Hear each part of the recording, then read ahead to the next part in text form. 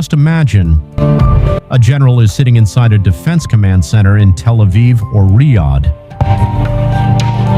Suddenly, sirens start blaring. Radar shows hundreds of incoming missiles. But these are not ordinary missiles. Some of them are traveling 15 times faster than the speed of sound. They can maneuver within the atmosphere and can strike within just 7 to 12 minutes. This is not science fiction. This is the reality of today's Middle East. And at the center of this reality is Iran. قبل از اینکه وارد صحبت بشم یک مطلبی رو آخر یادداشت کردم. We are talking about a country believed to possess over 3,000 missiles. But the real question is, how did a nation under decades of sanctions, with a pressured economy and technological isolation, become so powerful? This story begins in 1979. The Islamic Revolution takes place in Iran. The US-backed Shah Mohammad Reza Pahlavi is overthrown. Patriotism. Maybe this word is not used enough in... Ruhollah Khomeini comes to power. Everything changes after that. America, once a friend, becomes an enemy. Then comes 1980. Saddam Hussein invades Iran. An 8-year devastating war begins. Iran was almost alone, while Iraq had strong international support. At one point, the War of the Cities begins. Iranian cities face continuous missile attacks, but Iran had no effective response. This helpless situation changes everything. Iran realizes security cannot depend on others. They must build their own strength.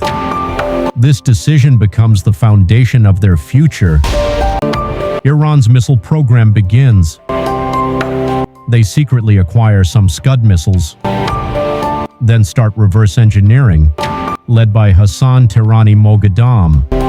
Limited resources, limited technology, but unstoppable determination.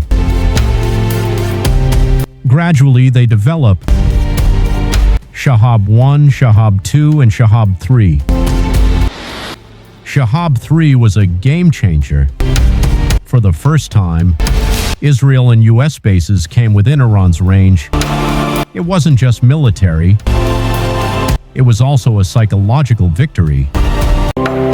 Then come severe sanctions, oil exports restricted, cut off from global banking, technology imports banned. Everything should have stopped, but Iran didn't stop. Iran chooses a new path, acquiring tech via shell networks, heavy investment in education, developing local scientists. They build a strong domestic research base. At the same time, the IRGC becomes a major force. Not just military, it controls large parts of the economy. Funding flows into missiles, drones, and research.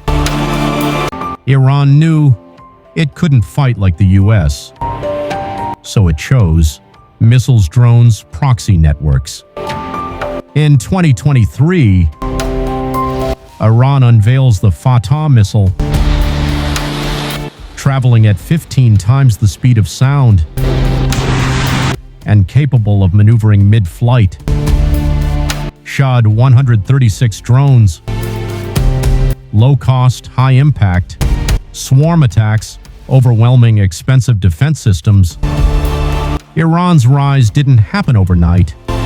It was built through war, sanctions, and determination for self-reliance. The biggest question is, Do sanctions weaken a country or make it stronger?